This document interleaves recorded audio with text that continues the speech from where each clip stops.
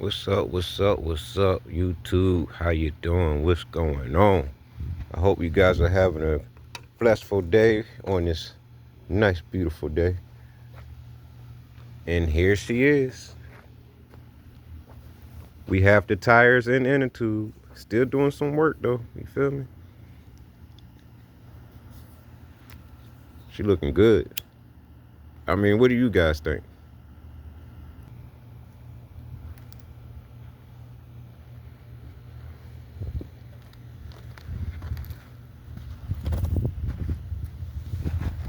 She starts, she runs, she drives.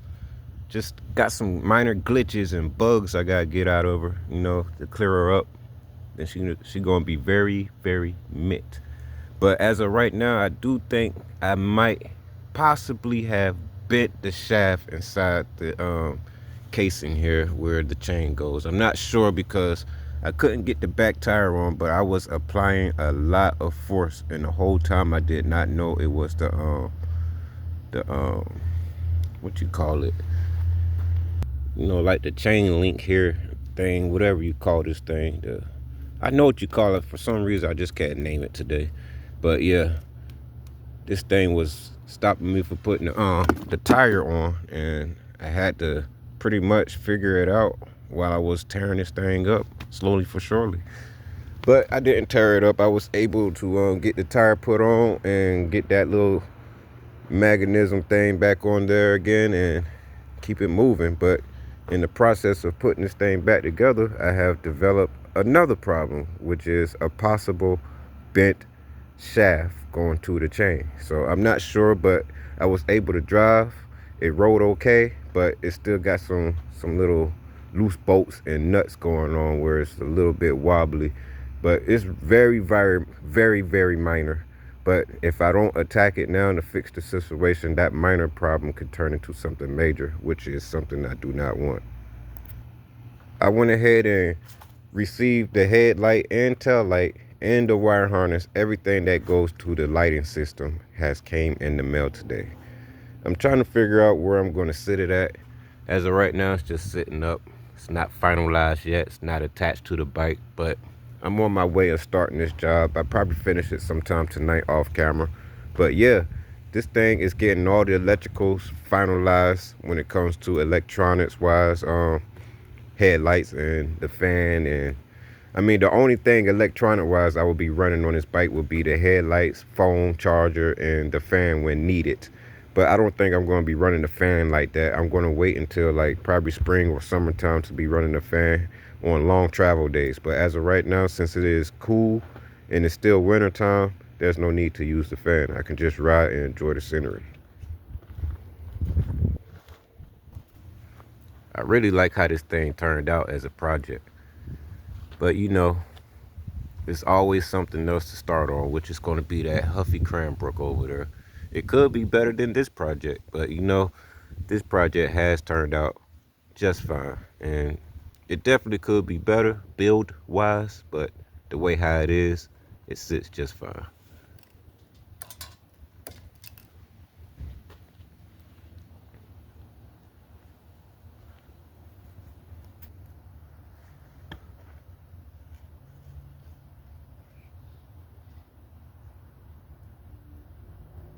High performance Lucas semi-synthetic 2-cycle oil, smokeless, low ash. Hey, I'm just using this for now. I'm using 3 ounces for 40-1. That's what I'm putting into my gas tank for fuel. And I'm going to be using it for the next 25 Phillips. And then I might change it to, what's that, 13 or 2? I forgot what it is. Let's see. I think I'm going to change it to 32-1. That's what I meant to say, not 13-2.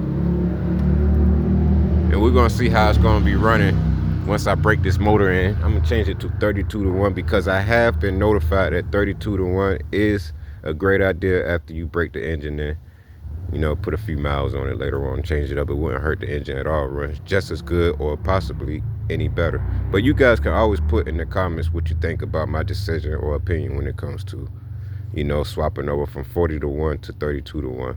Just let me know. I will read up on it.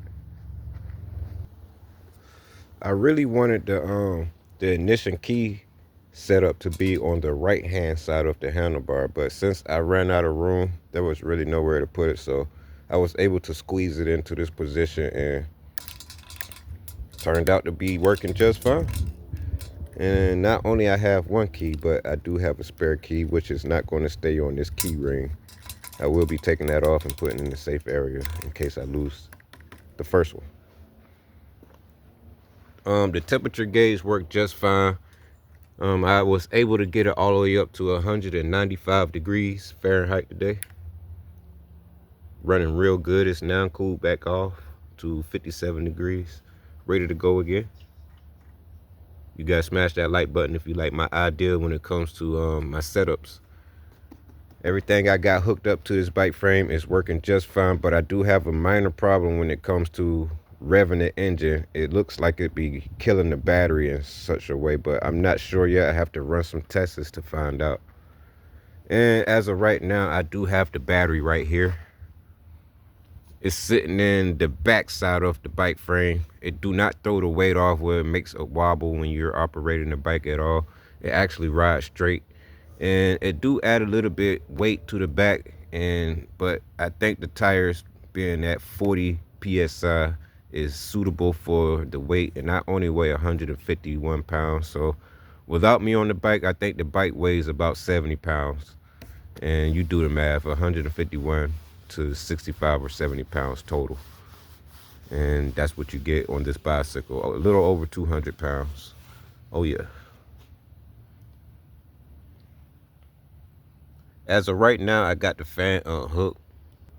I had to take it loose because the thermal reader that cuts it on during high temperatures burnt out on me, and it kept the fan running until the battery died. So I have to rethink the process of my idea when it comes to a thermal sensor, and have a better one that's for higher temperatures and not just a thin one that's rated for low temperatures. So I had a great idea, but the idea that I had wasn't the best idea because I got the wrong one. It works, but I need the right one. So I will be purchasing a more durable, heavy duty or high temperature thermal sensor to be going on this setup. And then I will be able to have the fan cut on and off by itself as the engine heats and cool. It will be doing its thing automatically. Chill. Can't beat it. For the brakes, I'm using the stock brakes that comes on the frame, and as of right now, they're still in pretty good, decent condition. It could always be better, but it's a lot of brake left onto these brakes. And I was just test driving it, and they stopped just fine. The stopping distance was not that bad just by using the front brakes, but I don't have my rear brakes hooked up yet, and I will be putting those on later on tonight off camera just to make sure this thing is pretty much decent when it comes to braking power. I'm not going to burn up my front brakes, but having the front and the rear brakes going together is a great braking system when it comes to this motorized bicycle project. But I will later on in the future be switching up to a disc brake setup that will be going on to the front, and hopefully it works out well. Never used one before, but I see a lot of videos on YouTube where people just throw them on their bike frames like nothing. I do have the cover that goes to the side here. I remember in the last video I had to take it off because the magneto had thrown the shear pin, and once that happened, I lost all spark and fire going to the spark plug. There was no start. Crank but no start. It's like a two-wheel BMW, you know? And I read a couple comments already pretty much stating that I need to take off this top tensioner wheel. I'm going to take it off. I was just testing it out to see how it works. I seen a picture from one of you guys that put up for me to look at, and it was a nasty thing that happened to the top tensioner wheel coming from the top side chain, or what you call it, the power side of the chain. I was just trying it out, but really the chain is just sitting on there without not a lot of tension on it. But you know, for some reason, when I take this top tensioner off, the top chain wants to go all the way to the bottom. So it don't matter how much I adjust this tensioner wheel, but can you guys kind of explain to me in the comments so I can read up on it? And I will read. I appreciate you guys for giving me word of advice. Much love. Appreciate it. But can you guys explain to me if I take this wheel off and the chain goes straight down to the bottom and it's just slapping on the bottom chain and I'm pulling this up as tight as I can, don't it supposed to go up? Should I take off another link, or do I need to unloosen this arch tensioner bar or bracket and reposition it in a higher level where the top chain will go to, you know, a centered direction away from the lower chain? I don't know. I'm just asking a question, but if you guys can give me a word of advice on that, I would definitely read upon it later on today or later tonight. Appreciate that. I got all the fuses hooked up so far, going there, all my inline fuses, and they're running like 10 amp fuses, or I think it's 15. I got a 10. No, it's a 10 in there, and and this will be the main fuse. I want the main fuse to be pretty much the lowest amperage in case something arc out. It don't take long to blow that fuse to kill operation to the wiring.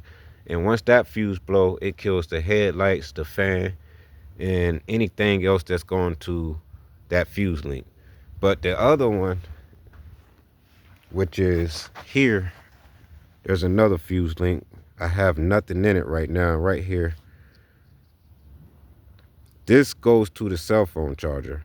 So even though I have a fuse in there, the cell phone charger will light up. But the main fuse kills everything, like I was saying. You guys get my picture. I'm sorry for just working too hard to explain here.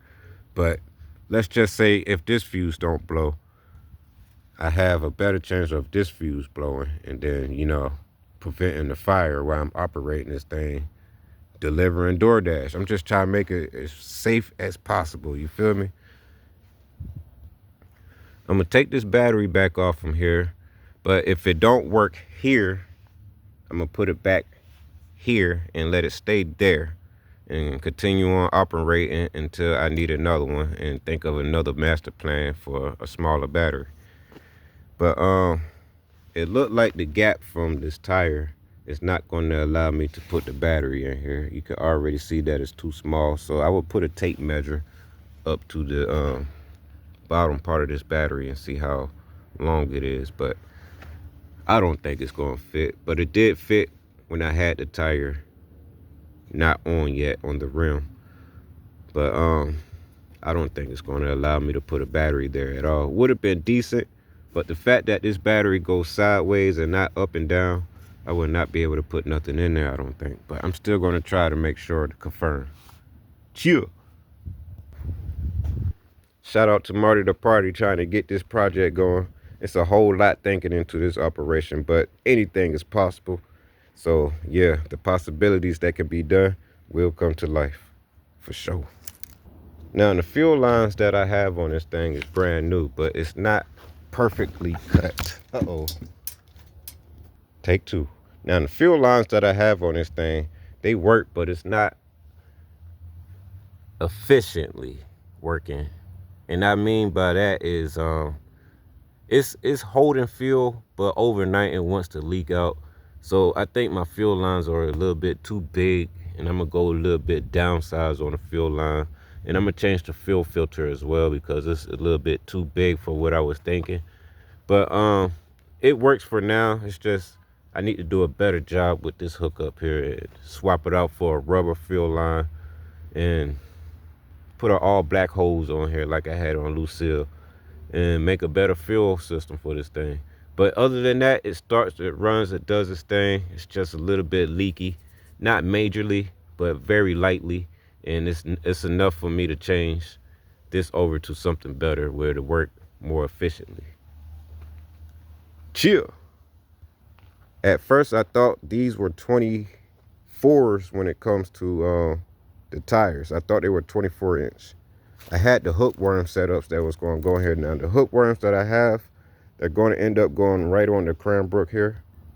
Since I was not able to put it on the bike that I'm now currently working on, but they were 26 inches, but it's 26 inch too wide or too long. So I had to go back on eBay and look for 2 inches down. I think they were 26.125 or something. I don't know something. It's 1.25 or something like that, or 2.25, something like that. I don't know. It's one of them. As a matter of fact, I can look right here on the side. 26, 2.15, no, 1.2. And the hookworms were 26, 2.25s or something. I don't know. They were wider than these tires for sure. But it wasn't going to fit on the rim. I had to downsize. Those are expensive hookworm tires that I got off my local. I'm not going to say eBay. I did get them from eBay on my last bicycle, which is Lucille. But I purchased the hookworms from my local bike shop area in Augusta. And they were $97 after taxes. But I remember when I bought them from Lucille, they was $108 after taxes. So those are expensive tires, man. If you guys have a cheaper location where I can go online and order them for at least 60 bucks, let me know in the comments, because I think I'm gonna buy some more. I just don't want to keep paying $100 for some hookworms. You feel me? But yeah, they're gonna go on the Huffy Cranbrook project, and I'm gonna keep it pushing with these tires, and maybe I can find something better in the future. But these don't look too bad at all. They look good. Look real good. So yeah, I was just showing you guys that she starts, she runs, she drives, but she still got a couple glitches. I like to call them bugs that I gotta get them out of there some way, somehow. They'll get up out of there on the day that they don't want to be on this bike to mess me up.